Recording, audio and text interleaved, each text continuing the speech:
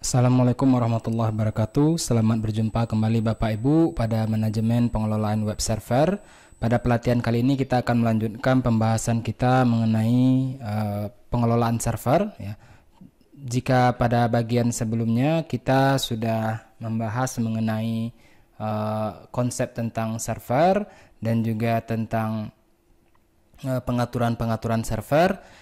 Kali ini kita akan langsung praktek Bapak Ibu dalam pengelolaan server, khususnya bagaimana kita bisa mengakses server kita. Ya.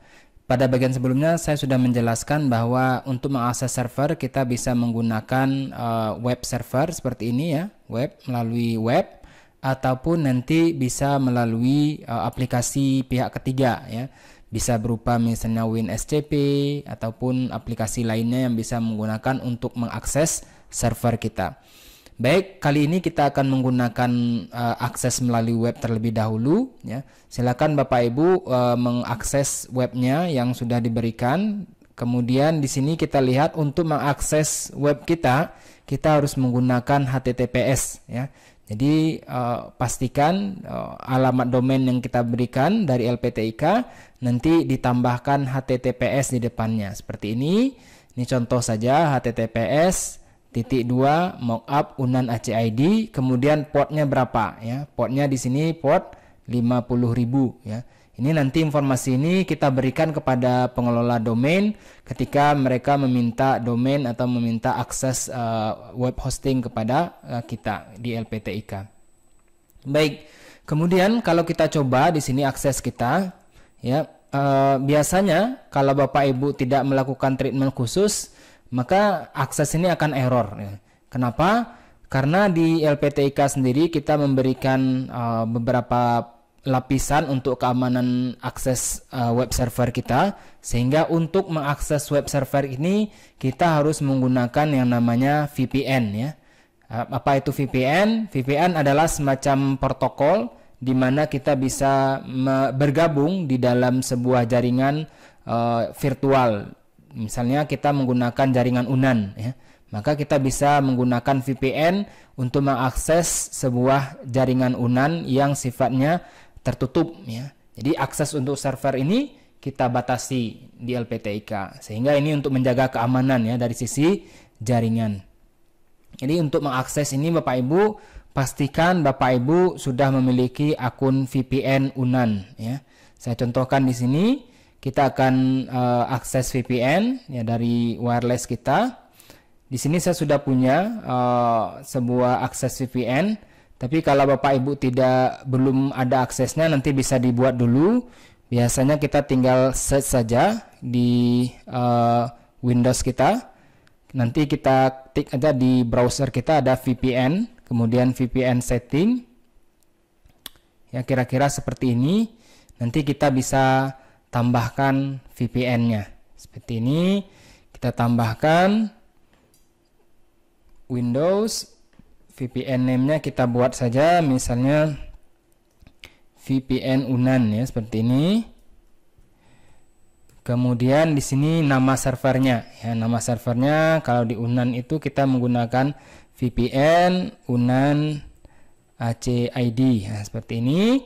Nanti kemudian username-nya silahkan diisi nanti ketika kita akan login, bisa seperti ini ya. Silahkan masukkan username-nya, kemudian masukkan password-nya, kemudian save, maka koneksi VPN kita sudah tersedia ya. Kebetulan saya sudah punya, jadi saya tidak perlu buat dua. Saya cancel saja Bapak Ibu, cancel. Saya tutup lagi setting VPN-nya, kemudian saya akses di wireless ya. Kemudian koneksi internet, saya pilih di sini VPN yang sudah ada, saya connect. Ya. Di sini karena saya sudah memasukkan username dan passwordnya di settingan VPN, jadi dia tidak minta lagi username dan passwordnya, otomatis sudah diisi. Oke, kalau sudah saya coba koneksi ulang. Ya, seperti ini Bapak Ibu. Kalau sudah seperti ini artinya koneksi kita sudah berhasil ya. Tinggal nanti kita maju atau lanjutkan ke pilihan advance ini, klik, kemudian kita proceed to mockup UNAN ACID. Ya, kita klik saja. Oke, arti ini kita sudah sudah bisa mengakses ya. Jadi pastikan Bapak Ibu tadi untuk mengakses halaman webmin ini kita gunakan VPN ya. Kita pastikan VPN kita aktif.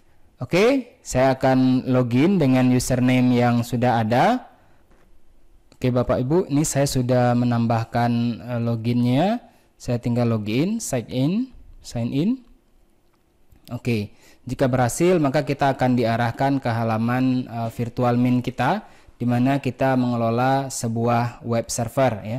Jadi di sini sudah terlihat ada beberapa domain yang ada di website kita atau di server kita. Sudah ada beberapa buah domain yang bisa kita kelola ya. Di sini untuk pengaturan lainnya nanti kita akan bahas lebih detail. Tentunya tidak akan lebih detail mengenai pengaturan server secara detail, tapi ini terkait dengan pengelolaan server secara umum ya.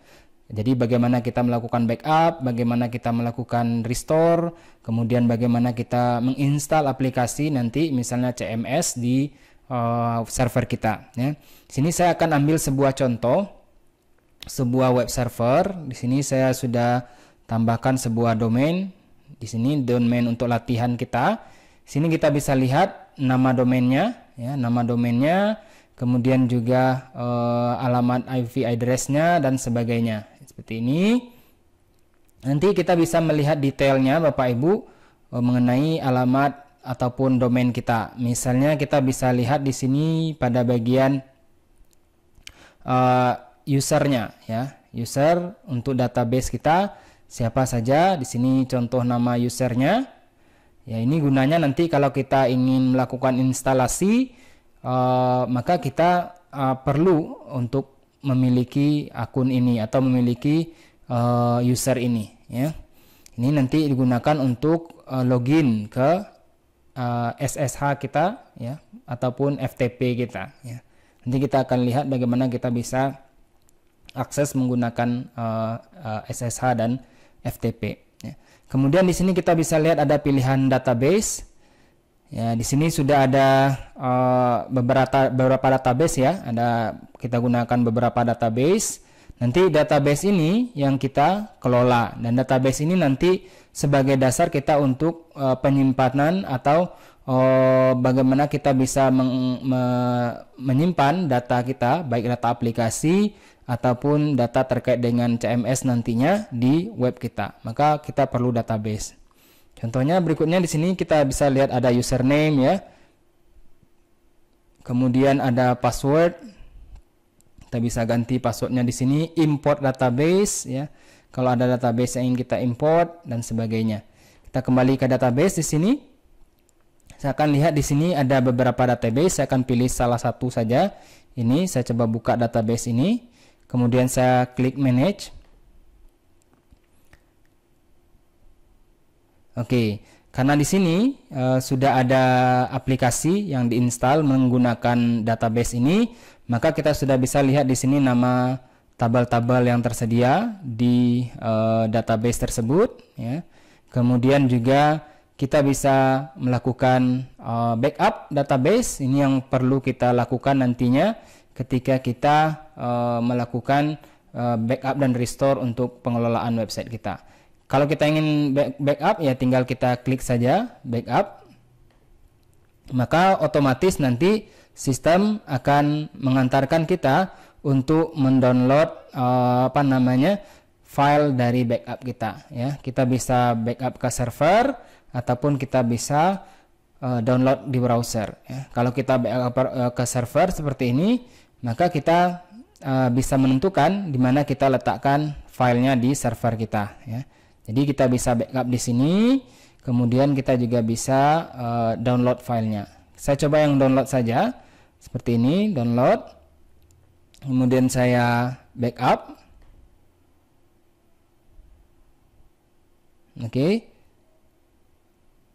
Oke, jadi file backupnya sudah berhasil saya dapatkan seperti ini. Ya, jadi kalau seandainya ada terjadi sesuatu nanti di server kita, database-nya hilang, maka kita bisa ambil backupnya seperti ini ya.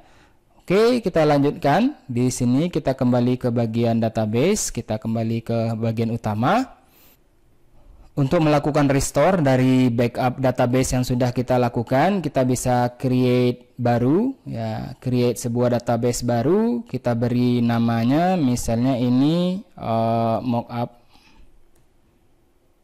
5, contohnya seperti ini ya, mockup 5. Saya create. Oke, saya sudah berhasil menambahkan sebuah database dengan nama mockup 5. Kita kembali ke halaman depan, kita lihat di sini ada file mockup 5 ya. Tapi kalau kita klik di manage seperti ini ya, belum ada isinya ya, belum ada kontennya, maka nanti kita bisa melakukan yang namanya restore dari file yang ada yang sudah kita download ya. Ya, kemudian pada bagian ini kita pilih execute SQL. Oke, kita tunggu. Oke, sekarang kita bisa lihat di sini pilihan untuk execute SQL-nya ya. Untuk pilihan ini karena kita sudah punya file SQL backup-nya, kita tinggal run SQL from file ya. Kita klik di sini. Kemudian kalau seandainya kita menyimpan backup kita pada server, maka kita bisa klik pada bagian local file seperti ini ya. Seperti kita jelaskan sebelumnya, lalu kita tinggal pilih file backup-nya ya. Select, kemudian kita lanjutkan. Karena kita sebelumnya sudah mendownload file, jadi kita pilih pilihan from uploaded file ya. Kemudian kita pilih file yang sudah kita download seperti ini. Oke, kita akan pilih ke bagian backup ini ya, filenya. Kemudian saya pilih open. Kalau sudah, tinggal kita execute saja. Klik execute untuk melakukan proses import database. Ya, kalau kita lihat di sini ada 69 tabel dan 32 record. Oke, berarti kita sudah berhasil melakukan restore dari database yang sudah ada. Sekarang kita coba masuk ke database tersebut ya. Edit database. Sekarang kita di bagian mockup 5. Manage ya. Sekarang kita lihat database-nya sudah sama dengan database yang sebelumnya telah kita buat ya. Oke, ini cukup gampang bagaimana kita bisa melakukan restore dan melakukan backup di server kita. Ya. Sebelumnya kita sudah berhasil melakukan backup database secara manual. Ini perlu kita lakukan untuk memastikan bahwa database kita tidak hanya tersimpan di sebuah server, tapi juga tersimpan mungkin di tempat penyimpanan kita, apakah di hard disk kita, ataukah di laptop kita, dan sebagainya. Jadi kita bisa memastikan kalaupun seandainya server kita rusak, maka kita bisa memiliki juga sebuah file backup-nya ya. Pada bagian sebelumnya kita sudah ke bagian manage ya. Di sini ada pilihan lain untuk backup. Ya, jika tadi kita melakukan backup secara manual dan itu menggunakan download di browser, nanti kita bisa melakukan backup secara otomatis ya. Path on server, kita pastikan ini dia menyimpan di servernya. Untuk melakukan backup secara otomatis, maka kita harus menentukan terlebih dahulu di mana kita akan menyimpan file backupnya ya. Karena kita akan menyimpannya pada directory dari subdomain kita, maka kita tinggal pilih subdomain. Tadi kita menggunakan subdomain mockup. Ya, di sini kita akan menyimpannya secara otomatis nantinya ya. Kita pilih select sekarang ya, otomatis nanti file backupnya akan tersimpan di sini ya. Kemudian kita akan lihat apakah dia akan mengirimkan email ketika terjadi sesuatu di proses backupnya ya. Apakah gagal atau sukses ya, saya pilih di sini kalau gagal saja dikirimkan email, kalau sukses tidak perlu.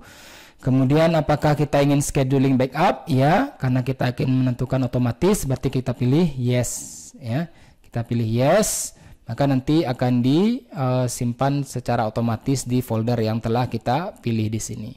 Kita tinggal tentukan nanti tanggal-tanggalnya secara detail ya. Kalau saya pilih di sini default saja, all saja. Jadi otomatis nanti tanggal 1 setiap bulannya akan dilakukan backup oleh sistem. Kalau sudah, tinggal kita save.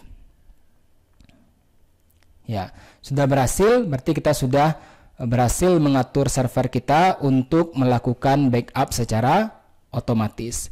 Jadi Bapak Ibu, kita sudah berhasil melakukan backup dengan dua cara ya, dengan secara manual tadi, kemudian dengan secara otomatis ya. Saran saya kita lakukan kedua-duanya ya. Kita lakukan backup secara manual, juga kita lakukan backup secara otomatis ya. Secara otomatis ini kita lakukan untuk memastikan bahwa proses backupnya berjalan secara continuous ya, secara berkelanjutan. Sedangkan untuk manual ini untuk memastikan bahwa file kita itu bisa kita download dan bisa kita letakkan di hard drive kita ataupun di flash disk kita atau di komputer kita yang lain.